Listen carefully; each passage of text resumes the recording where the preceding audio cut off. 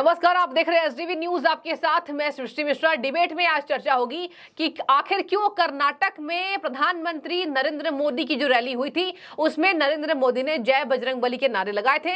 अब कांग्रेस को इससे दिक्कत हो गई है। आपको बता दें कि कांग्रेस की तरफ से इस पर आपत्ति जताई गई है। एसए अहमद, इनको बताया जा रहा है कांग्रेस लीगल सेल के ये कहीं ना कहीं सदस्य हैं और इन्होंने एक फाइल कंप्लेन की है। इन्होंने कंप्लेन में ये डाला है कि कहीं ना कहीं जिस तरीके से इलेक्शन कमीशन के रूल के अगेंस्ट ये रैली हुई है और प्रधानमंत्री ने जो शब्दों का प्रयोग किया, हिंदू देवी देवताओं का जिक्र क्यों किया गया, ये रैली के खिलाफ है, ये चुनाव कैंपेनिंग के खिलाफ है, ये शायद से वोट लेने के लिए ये किया है और इसी वजह से हम आज फाइल डाल रहे हैं कंप्लेन की। अजय जी मौजूद हैं, बहुत अच्छे विश्लेषक हैं, एक जाने माने पत्रकार हैं, बताएंगे हमें कि आखिर क्यों आईटी सेल कांग्रेस के और कांग्रेस के सदस्य को इतनी दिक्कत हो रही है।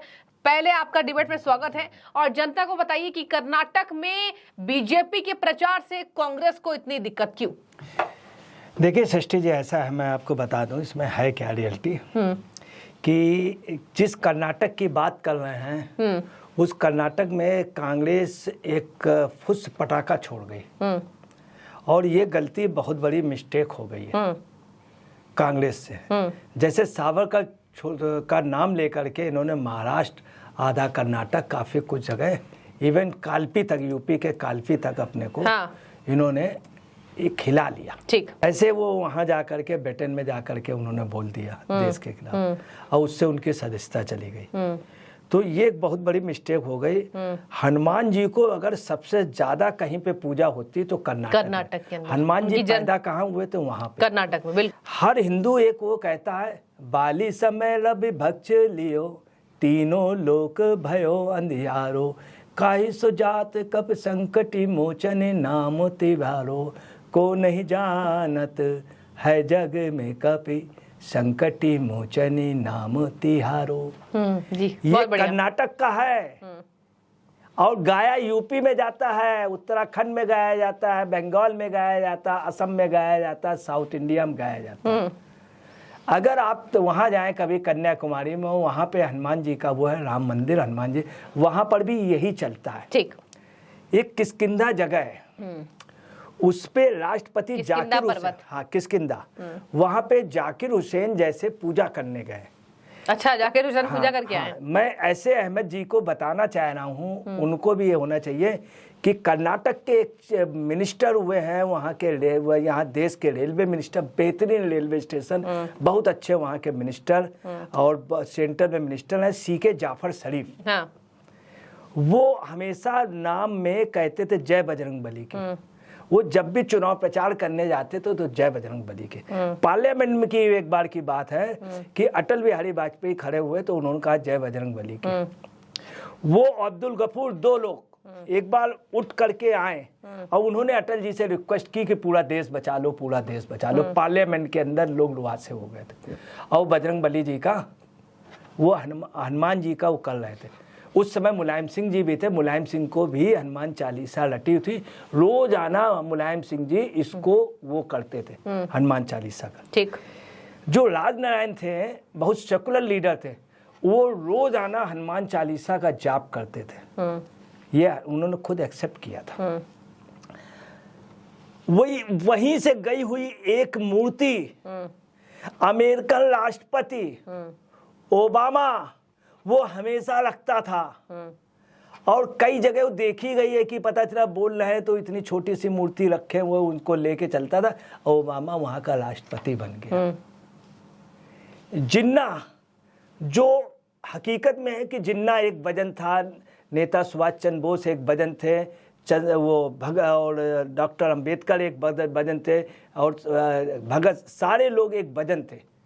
उनको नेहरू जी ने डाइजेस्ट नहीं किया, गांधी जी को गलत ढंग से गाइड करके ये लोग, चूंकि गांधी जी नेहरू जी का फेवर करते तो लोग हट गए।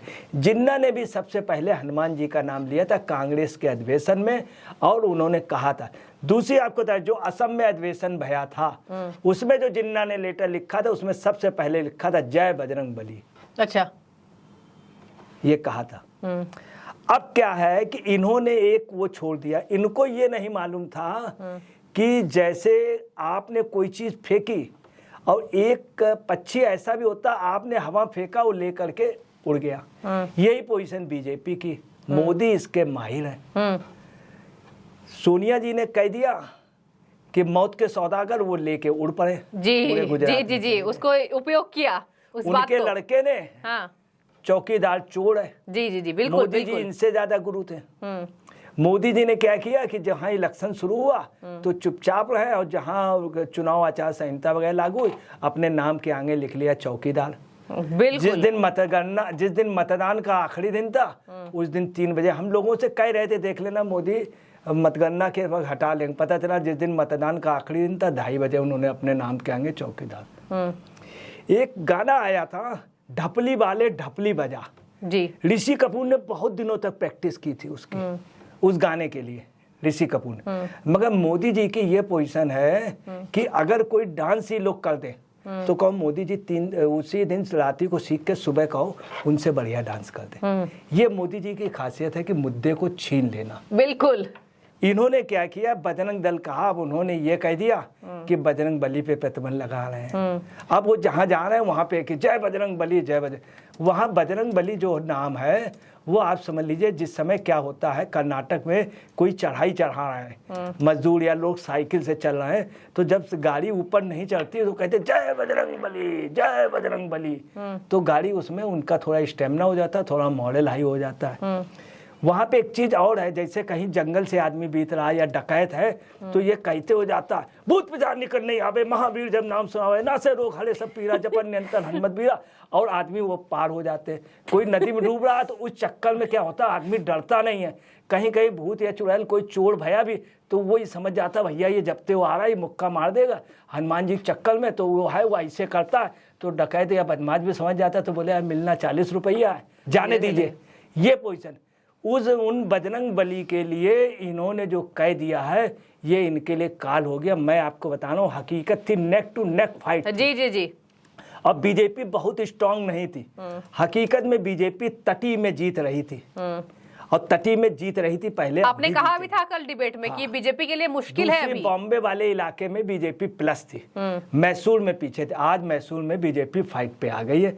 उसकी वजह है कि मोदी जी का क्या जा करके बस एक ही नारा लगवाना, क्या बोलो जय बजरंग बली की। वहाँ किष्किंधा जगह है जहाँ पे लोग जाकर के बड़ी बड़ी पूजन कराते हैं। ओबामा ने कराया था, सीके जाफर शरीफ ने कराया था, गनी खान चौधरी मालदा से आकर के वहाँ पूजन करके गए।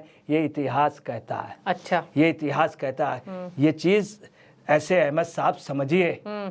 और अब ये कोर्ट में जाएंगे, आप याद रखिएगा, अगर आप कोर्ट में जाएंगे। जय बजरंग बली के 40 जो हो रहे हैं, आपको क्या लगता है कांग्रेस को इससे पटखनी बीजेपी दे सकती है? यहीं पे है क्या ट्विस्ट, देखिए क्या है। और सिया राम के भी हैं, मगर जो जय श्री राम का नारा है वो नारा एक ऐसा उत्तेजक हो गया है, वो एक कोड है। जय श्री राम, जय श्री राम, वो एक प्रकार से इंटरनल कोड है बीजेपी वालों का। और उससे एक बीजेपी वाला दूसरे बीजेपी वाले को चेक कर लेता है, जय श्री राम। ऐसे इनका आरएसएस बीजेपी वालों का नाम जय श्री राम। अगर आप कहते हो जय सिया राम तो समझ जाएंगे नया आया कांग्रेस से, अभी शाखा में आया नया। अगर आपने कहा जय श्री राम, ऐसे वहां एक नया नारा निकल आया जय बजरंग बली। वो इतनी तेज है बीजेपी वालों ने उसको मूव कर दिया। अब इस नारे की वजह से अगर ये कोर्ट में गए तो मैं आपको बता रहा हूँ कॉन्स्टिट्यूशन भी इसकी इजाजत देता है। और अगर इन्होंने गलती कर दी तो ये इनको ये देखना पड़ेगा कितनी जगह राहुल गांधी ने जाके माथा ठीक जाके रगड़ा है और चूमा है कितनी मजारों में, वो भी चीज काउंट होगी। हालांकि कायदे से रिलीजियस नारे नहीं लगने चाहिए इलेक्शन में, अगर कायदे की बात की जाए, मगर सभी लगाते हैं, सभी लगाते हैं। लेकिन रूल्स के हिसाब से नहीं होना चाहिए, बट लगाते सब हैं। तो अहमद साहब जो कर रहे हैं, तो अहमद साहब कोई हिंदुस्तान के बहुत बड़े एडवोकेट नहीं, वो अपने नंबर बढ़ाना चाहते हैं, वहाँ लीगल सेल के है।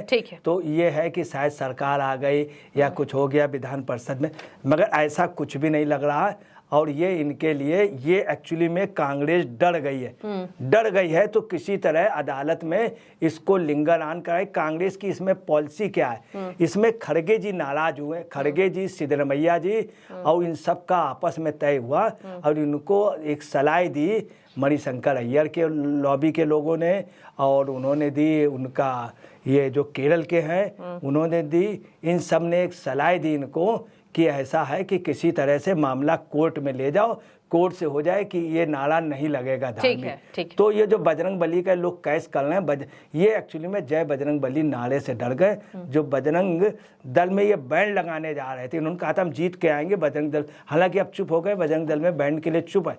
अब ये चाह रहे हैं ये बात कहीं पे कोर्ट से आ जाए कि ये नारा ना लगे। तो वास्तव में कांग्रेस डर गई है और जैसे नहीं होता कुत्ता दुम दुबा करके वो पोजीशन हो गई है कि कुत्ता दुम दुबा करके भागने, मतलब यहाँ मैं कांग्रेस को कुत्ता नहीं कह रहा हूँ, एक वो बता रहा हूँ जैसे युद्ध की लड़ाई जब होती है जानवरों में तो एक कुत्ता जो डर जाता है वो दुम दुबा लेता है, तो वो पोजीशन हो गई। ये इन्होंने दुम दुबा लिए और ये वास्तव में इस इशू में चुनाव हार रहे हैं और इस मुद्दे पे हार गए बजरंग दल के प्रतिबंध में, चूंकि लोग समझ रहे हैं बजरंग बली पे बैंड जी। तो ये कोर्ट से स्टे लेना चाहते, हालांकि कोर्ट मतदान से पहले मेरा अंदाज नहीं है कोई डिसीजन देगा, वैसे ऑनरेबल कोर्ट जो भी डिसीजन देगा वो सबको मान्य होगा। ठीक है, बहुत शुक्रिया आपकी सटीक जानकारी के लिए। और देखिए यहाँ पर वरिष्ठ पत्रकार का यही दावा है कि कर्नाटक हनुमान जी की जन्मस्थली है, कर्नाटक के लोग हनुमान से, भगवान से खास स्नेह रखते हैं और इसी वजह से कांग्रेस को यहाँ मिर्ची लग रही है, क्योंकि कांग्रेस ये फाइल कर रही है कि हम इसके विरोध में जाएंगे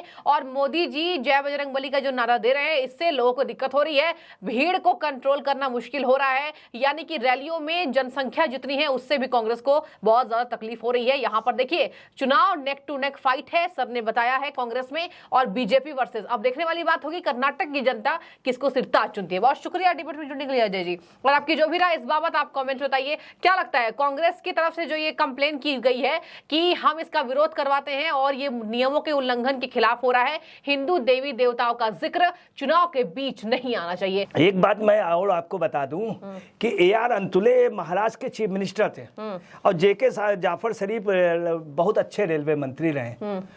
आपको बता रहे कर्नाटक में एक बात चलती है, जैसे कोई भी बिजनेस है उसमें हिंदू मुस्लिम एक साथ करते हैं, वो लोग आपस में बात क्या करते हैं, देखो हनुमान जी देख रहे हैं, झूठ नहीं बोलना। तो वहां का मुस्लिम भी कभी कभी कहता है देखो हनुमान जी देख रहे हैं इसलिए झूठ नहीं बोलना। अच्छा। कर्नाटक में आप जाएंगे तो वहां पर हम लोग यहाँ पे हनुमान जी को मूर्ति के रूप में पूजते हैं। हम लोग मानते हैं भगवान राम हनुमान वगैरह सब थे, भगवान है, हनुमान जी तो अभी भी जीवित है। तो सुनिए, तो वहां के लोगों का ये कहना नहीं हनुमान जी जीवित है, वो देख रहे हैं। तो वहां पे हर जगह जो हनुमान जी का वो है, रामचंद्र जी भी उनसे मिलने गए थे और उनका आप समझ लीजिए ये पोजीशन है कि हनुमान जी का वो लोग ये कहते हैं नारद जी जिंदा, तो हम लोग जैसे पत्रकार जाते हैं तो पत्रकारों का कर्नाटक में थोड़ा सम्मान, उनको कहते हैं आ गए नारद जी आ गए। अच्छा, नारद जी आ गए, नारद जी मैसेंजर। हाँ, तो कहते हैं कि भैया ये जीवित है, अश्वत्थामा जीवित है, हनुमान जी जीवित, तो 5 लोगों को जीवित मानते हैं अभी भी। तो वहां जो पोजीशन है वो ये है, इसलिए हनुमान जी का सबसे ज्यादा मान वहीं पे है। मुस्लिम भी कहता, AR अंतुले CK जाफर शरीफ कहते थे कि हनुमान जी जीवित हैं, उन्होंने देखा, देखिए मैंने जनता का काम किया कि नहीं। अच्छा। हनुमान जी देख रहे होंगे। अच्छा। आप लोग बताइए कि आप हमें वोट देंगे कि नहीं, हनुमान जी देख रहे हैं, मतलब तब लोग पब्लिक, तब हिंदू पब्लिक मुस्लिम पब्लिक कहते हैं हाँ हाँ देंगे, देख रहे हैं हनुमान जी। यानी कि यहाँ पर वर्गों से भी हनुमान जी परे हो गए। CK जाफर शरीफ कहते थे, हम नहीं कह रहे। AR अंतुले ने भी जाके इंदिरा गांधी के साथ एक मीटिंग की थी, तब AR अंतुले जी ने कहा था हनुमान जी देख रहे हैं, हम लोगों ने काम किया, ने वोट किसको दोगे, तो जनता ने वोट उठा दिया था। कर्नाटक यानी कि मुस्लिम समुदाय से होकर भी उन्होंने भेदभाव नहीं किया। सन 1977 में कांग्रेस सब जगह हार गई थी।